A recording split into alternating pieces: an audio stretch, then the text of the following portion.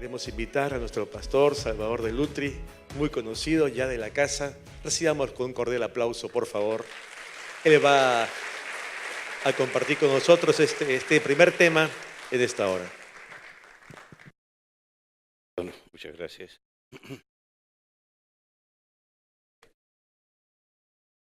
Vamos a leer en la palabra de Dios, en el Evangelio según San Mateo, el capítulo 13, para hablar hoy acerca de la dinámica del reino de Dios.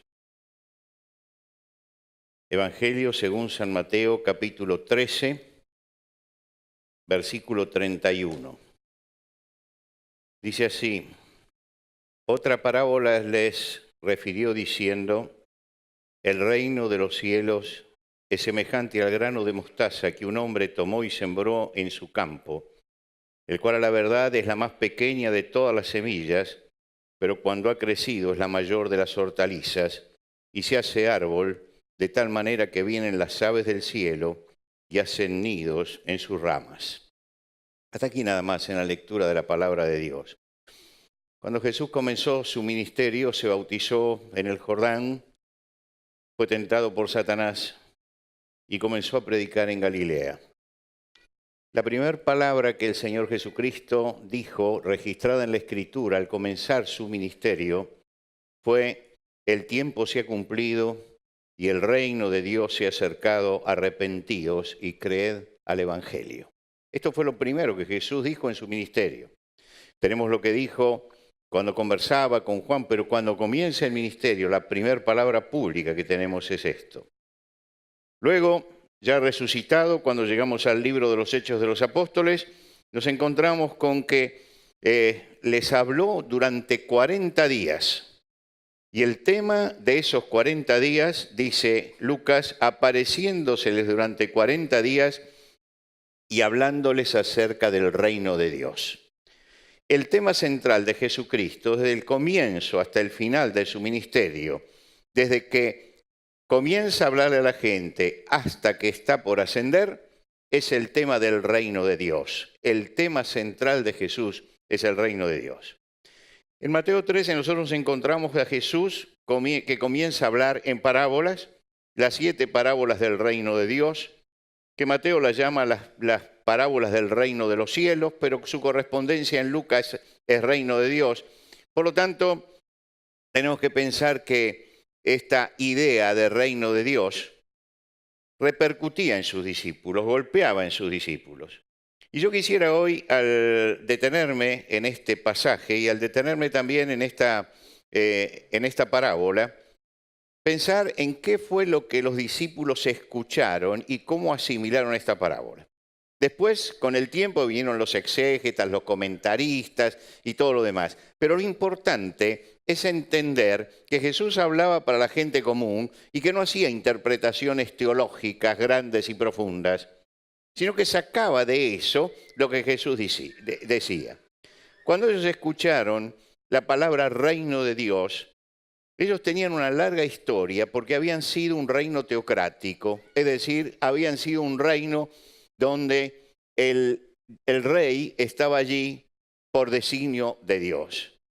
Creían en un solo Dios, en un Dios espiritual, del que no podían hacerse imágenes, todos conocemos esto, y un Dios con carácter, con principios morales. Perdieron su independencia, sufrían bajo el yugo de los paganos. Se venían sucediendo imperios que siempre los sojuzgaban: caldeos, persas, griegos y finalmente romanos. Estos pueblos introducían sus dioses, su moral pagana decadente, eran proclives a las perversiones y buscaban desesperadamente los judíos en aquel momento un cambio. Y a ese cambio era la llegada del reino de Dios. Por lo tanto, lo primero que deben haber sentido ellos es el contenido político de la palabra reino de Dios.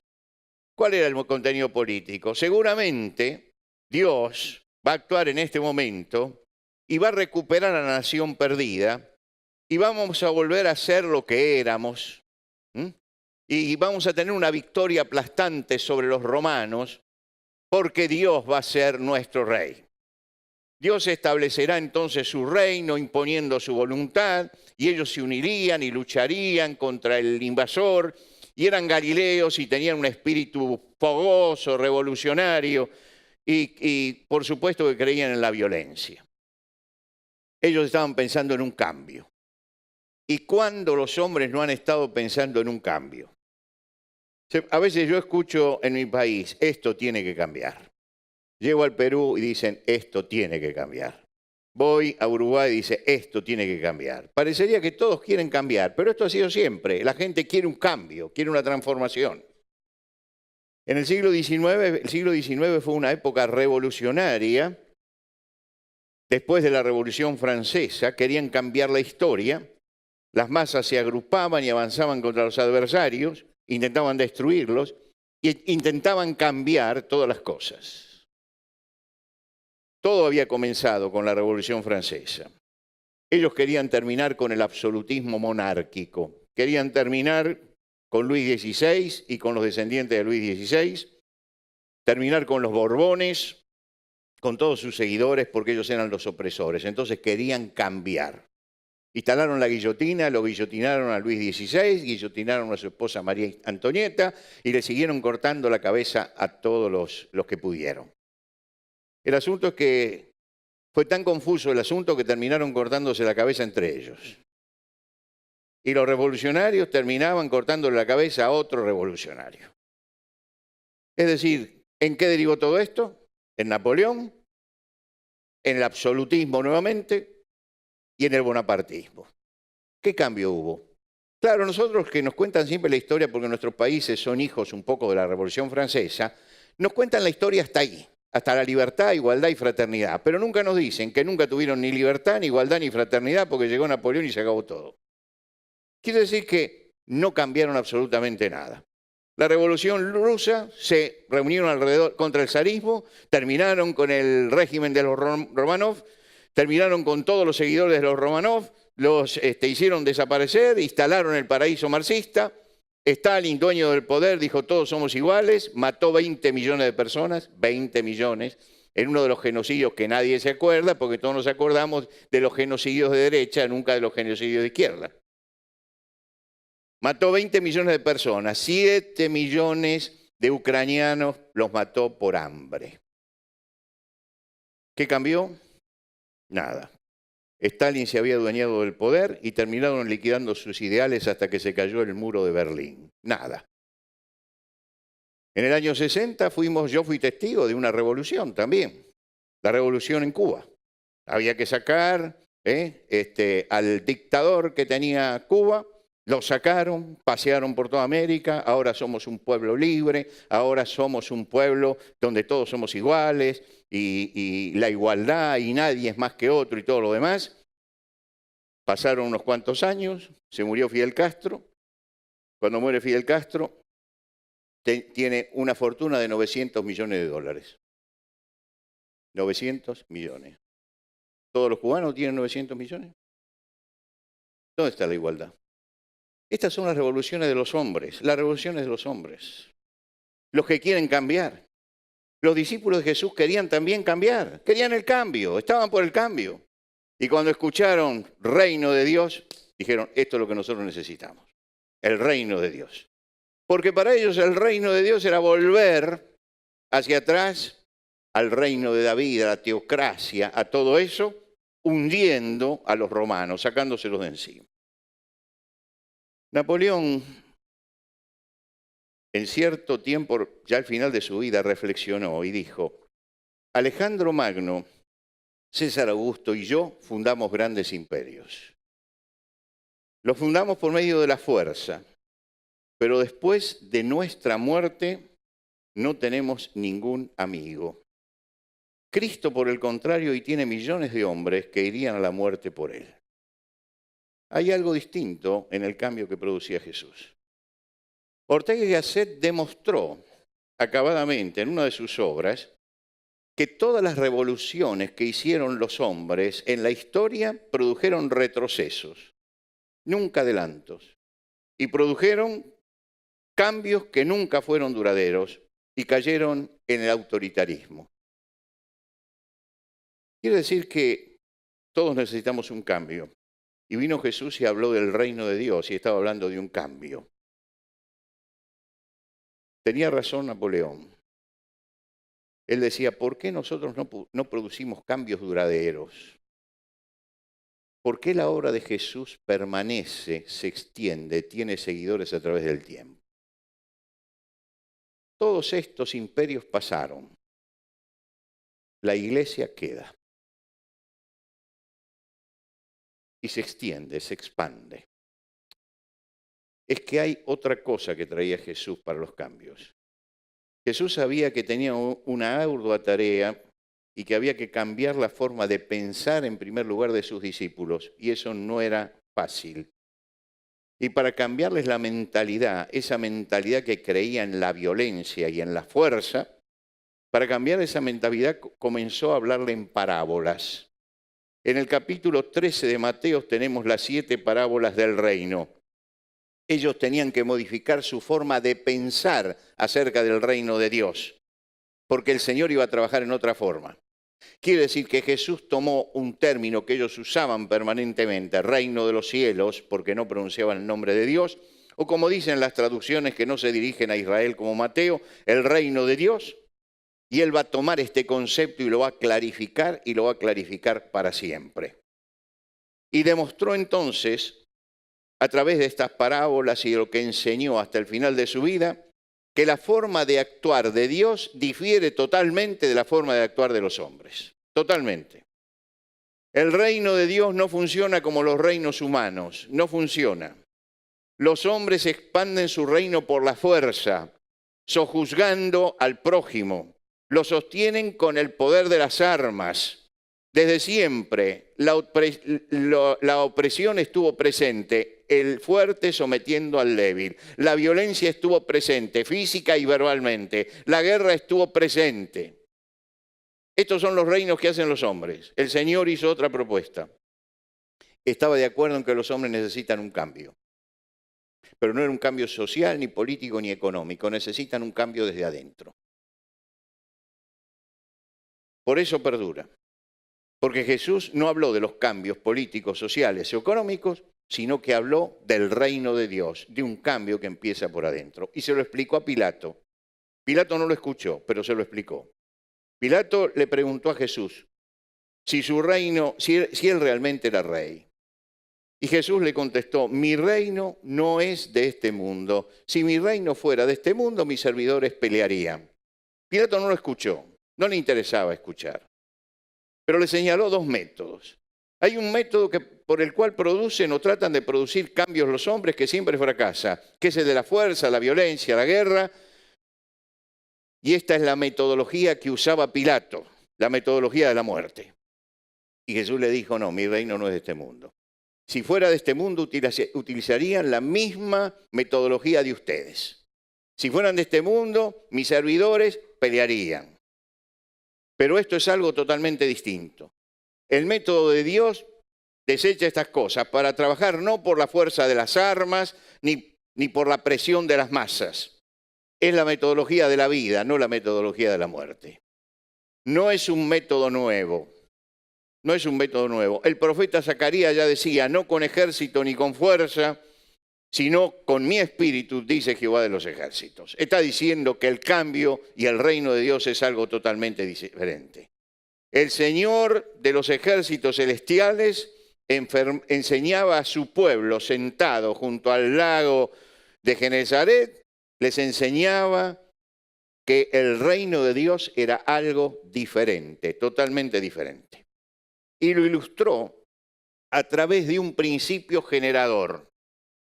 Apeló a la naturaleza, la semilla que se siembra en el corazón de los hombres, no la fuerza que los somete, sino la semilla que se siembra en el corazón de los hombres. Y esto es algo que en este capítulo 13, en las parábolas, tiene una fuerza tremenda.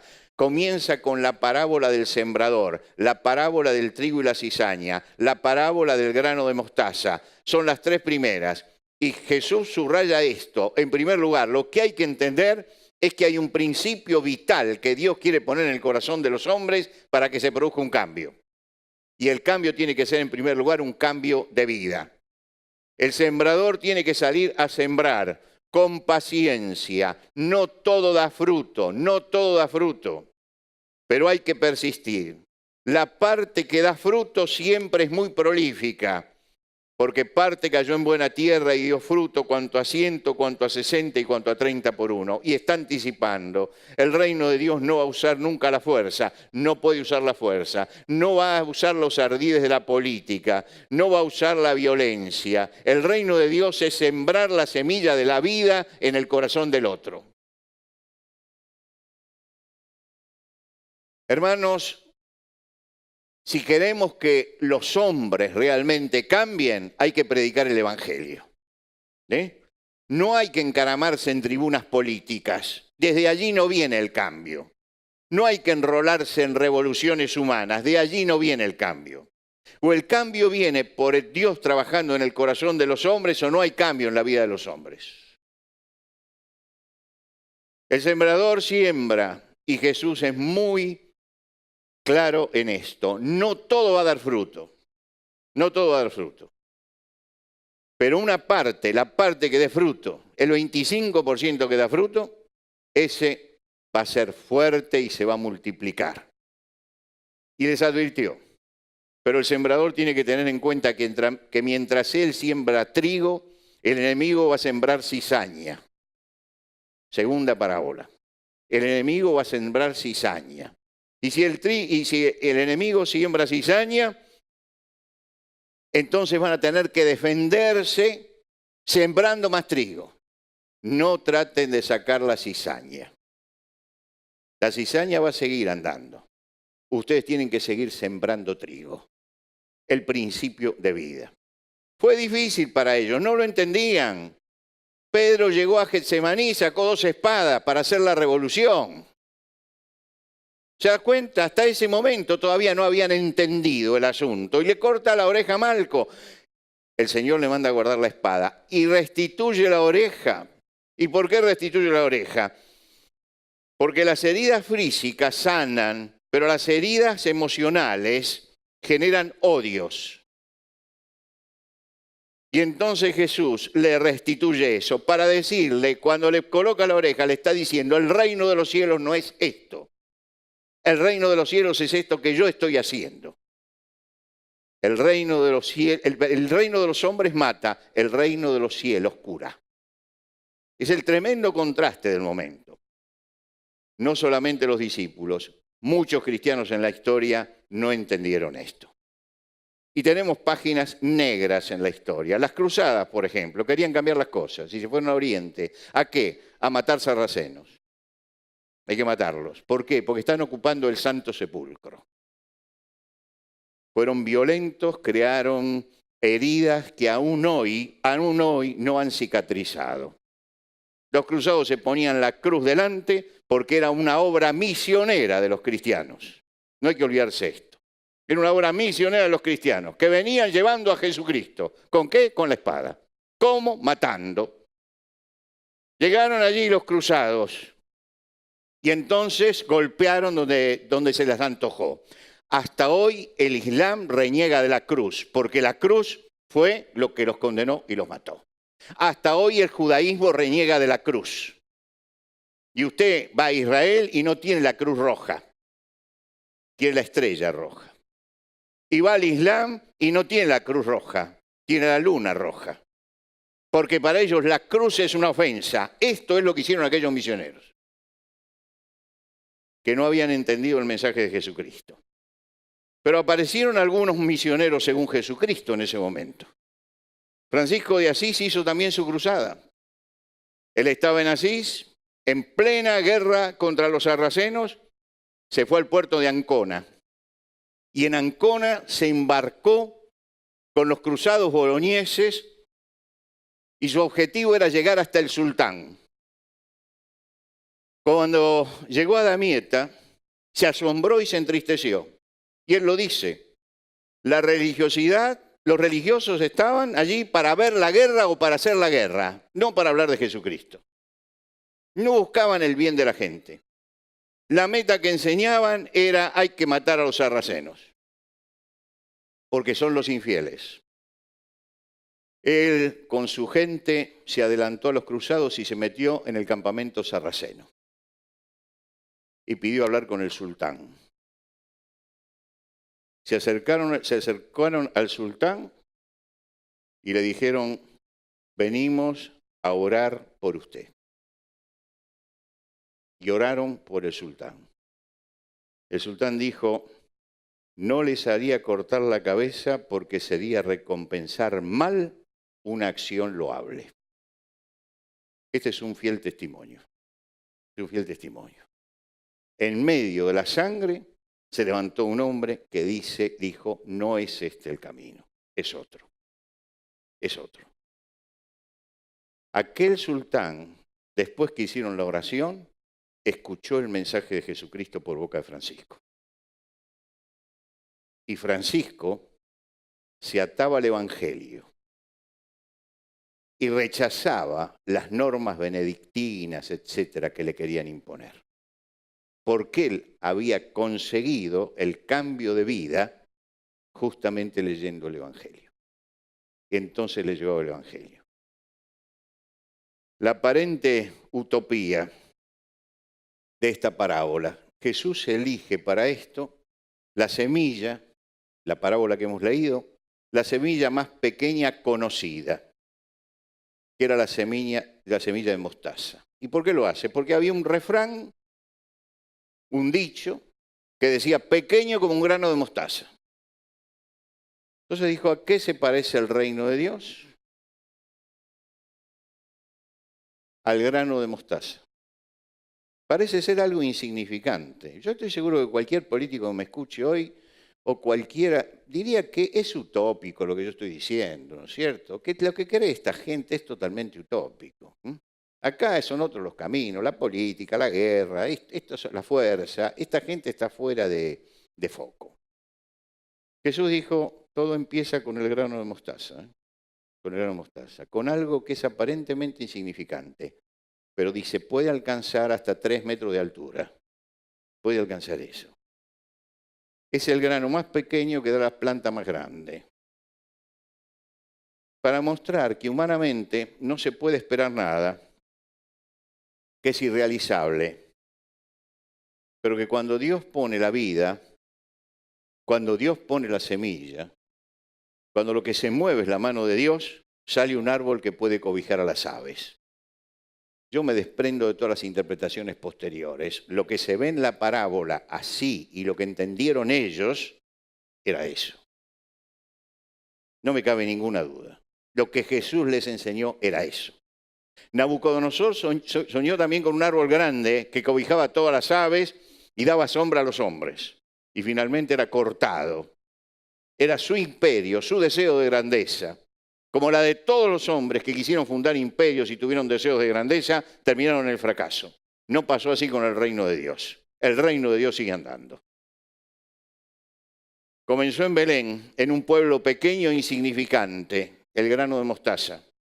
Comenzó en un pesebre, porque no había lugar en el mesón. ¿Quién diría ese día que nacía un rey? ¿Quién diría? ¿Quién diría que el niño acostado en el pesebre iba a partir al mundo en dos? Iba a partir el calendario en 2 partes, iba a tener seguidores por millones en todos los países. ¿Quién hubiera dicho que ese niño que nacía en Belén, pobre, iba a ser mencionado siglos después, 2 milenios después, en este lugar? Fue pequeño el comienzo, hasta que llegaron unos magos y dijeron: ¿dónde está el rey de los judíos? Porque su estrella hemos visto en el oriente y venimos a adorarle. No, acá nació un rey. Entonces se estremeció Herodes y tembló, y toda Jerusalén con él, porque había nacido un rey. Y lo buscó para matarlo, pero se olvidaba que detrás de la vida estaba Dios. Y no pudo, no pudo. Los primeros hombres que siguieron el reino de Dios eran pescadores, cobradores de impuestos, rebeldes, de la provincia del norte, donde están los ignorantes, los que no estudiaron en Jerusalén, los que no tienen grandes rabinos, lo que le tenemos que mandar a los fariseos para que los civilicen un poco, la gente de sangre caliente, la gente violenta, cobradores de impuestos, traidores. Los 120 que estaban en el aposento alto, lo dice el libro de los Hechos, eran todos galileos. Ningún erudito, ningún erudito. Nadie había estudiado en el seminario de Jerusalén. Nadie. Ninguna estrategia tenían ellos. Eran incapaces de hacer estrategia. La estrategia más grande que hicieron fue tomar 2 espadas y cortarle la oreja a otro. Y empieza el crecimiento explosivo. 3.000 en Pentecostés, 5.000 en el pórtico de Salomón, se extendían por Samaria, se extendían a los gentiles, comienza la obra misionera en Antioquía, inundan Asia Menor, llegan a Roma y Pablo dice, hemos llenado todo del Evangelio de Jesucristo. Este es el reino de Dios.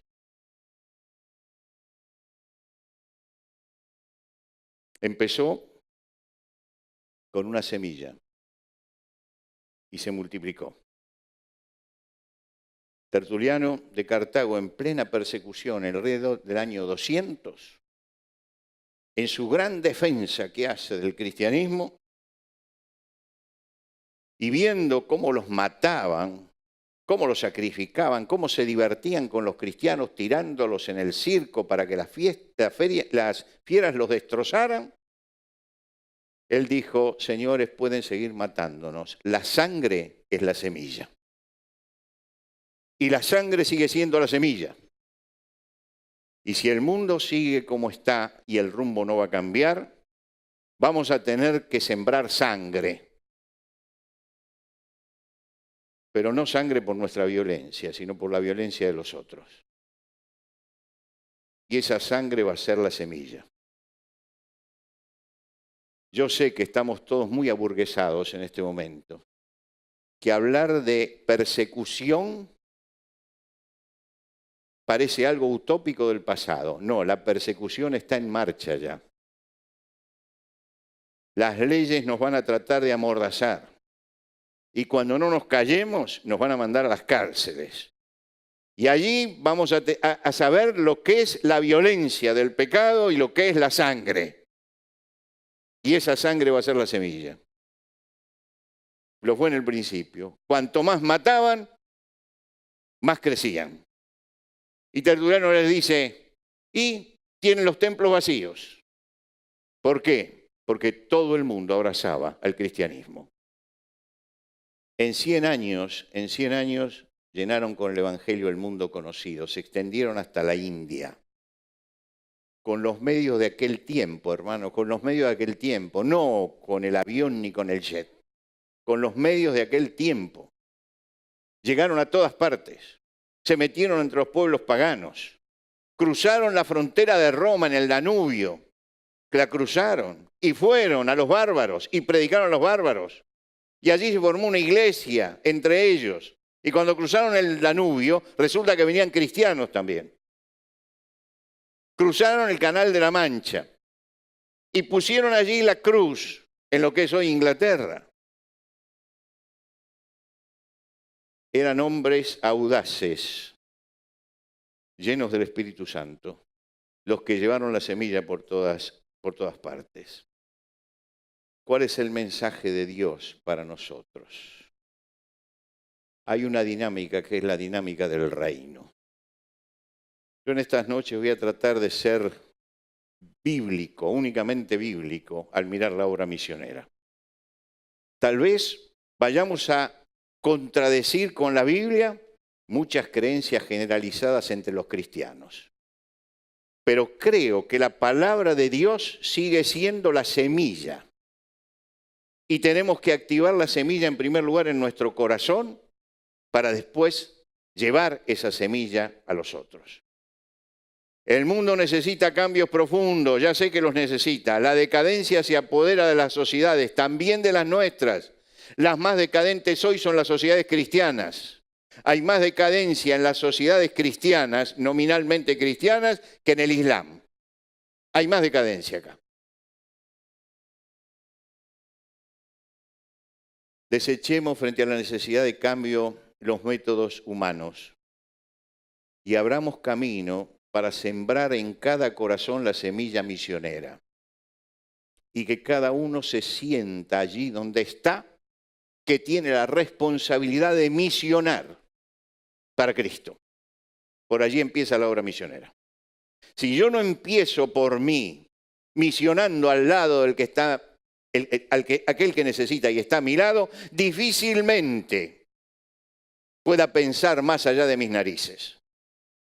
La misión tiene que comenzar por una pasión que se tiene que despertar en nosotros por misionar alrededor nuestro. Porque acá todavía hay pueblos olvidados.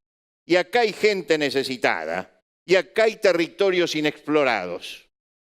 Así como el Señor dijo Jerusalén, Judea, Samaria y hasta lo último de la tierra, creo que en este momento de tanta decadencia, aún dentro del ámbito cristiano, hay que empezar a misionar desde adentro.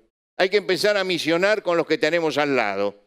Y por supuesto que eso va a abrir nuestra mente y va a abrir nuestro corazón y nos vamos a dar cuenta que hay gente que está más allá y que necesita ser sostenida. Y misionaremos ofrendando para las misiones.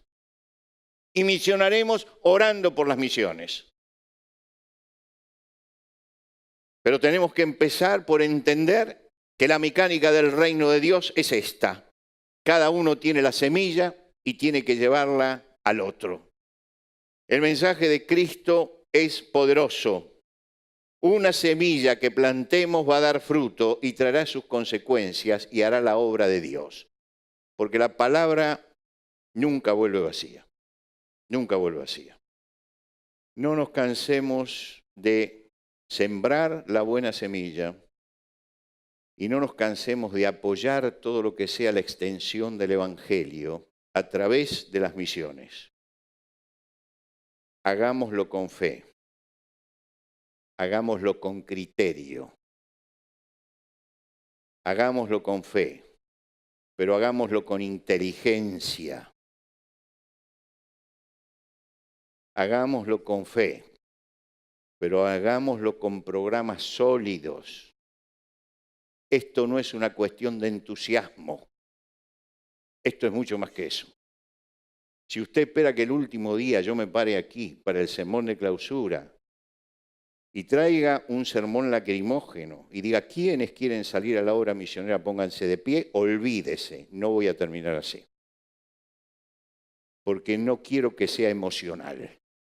Lo que ruego a Dios es que mueva a través del Espíritu Santo el corazón de los que están presentes. Porque no estoy buscando manos levantadas y jóvenes llorando que dentro de 3 meses se olvidaron de todo. Estamos buscando cosas mucho más sólidas, mucho más duraderas. Tampoco voy a decirle, levante la mano, usted cuánto va a ofrendar. Los que van a ofrendar, no sé, 100 soles, 500 soles para la obra misionera. Porque no es una cuestión emocional la obra, es una cuestión de convicción profunda. Tiene que pasar por encima de las emociones. Porque si nosotros manejamos emocionalmente esto, vamos a fracasar. Y no lo estoy diciendo en el vacío, porque en los años que tengo he visto fracasar muchas misiones y he visto fracasar a muchos misioneros. ¿Por qué? Porque fueron movidos únicamente por el entusiasmo. Una iglesia que se entusiasmó y mandó a fulano que también se entusiasmó y terminaron en un desastre. Y le podría esta noche contar unas cuantas historias de esta, no solamente una. Y por eso, como ya estoy de vuelta, ya no voy, ya estoy de vuelta, entonces vamos a hablar en serio de las misiones. Y vamos a decir que acá los compromisos tienen que ser en serio y que la iglesia lo tiene que pensar en serio y que los programas tienen que ser serios y que tenemos que comprometernos con aquellos que van al frente de batalla.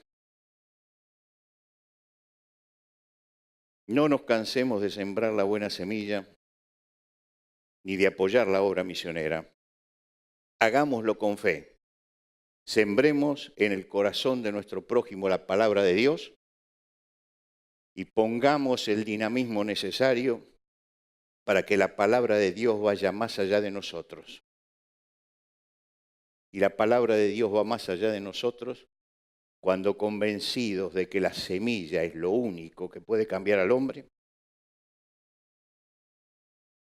extendemos nuestra mano para que otro vaya más allá de los límites. Y ahí llegamos a la verdadera obra misionera. Mis hermanos, el mundo está necesitando una respuesta. Está necesitando un camino. Está necesitando una salida. Y abajo no hay salida. Abajo no hay salida. La única causa que tiene futuro es Jesucristo. Y estamos comprometidos con la única causa que tiene futuro. Mire qué importante. Nosotros tenemos la causa que tiene realmente futuro. Porque Dios está comprometido con esto y porque somos hombres y mujeres del reino de Dios. Señor, te rogamos esta noche que la palabra tuya haga lo que el Espíritu Santo quiere hacer. Para que cuando terminemos este congreso, el domingo, si tu voluntad nos permite llegar hasta allí, podamos tomar decisiones sólidas. Podamos olvidar las emociones banales que muchas veces nos hacen quebrar internamente, pero que no son duraderas. Queremos, Señor, que sea el Espíritu Santo el que quebrante nuestros corazones. No queremos, Señor, lágrimas. Queremos corazones quebrantados. Y queremos un auténtico compromiso con la obra tuya. Señor, permítenos en estos días recorrer en la palabra tuya el camino de la obra misionera, conociendo cuáles son nuestras responsabilidades, la forma de hacerlo, lo que enseña tu palabra sobre esto, para que al llegar el domingo, la culminación, y salir de este lugar, cada uno se lleve en su corazón el ferviente deseo de que el Espíritu lo use para que las misiones crezcan y para que muchos lleguen al conocimiento de Cristo. Bendícenos, Señor, para que sea así. Te lo pedimos por Cristo Jesús. Amén. Amén. Dios le bendiga. Gracias.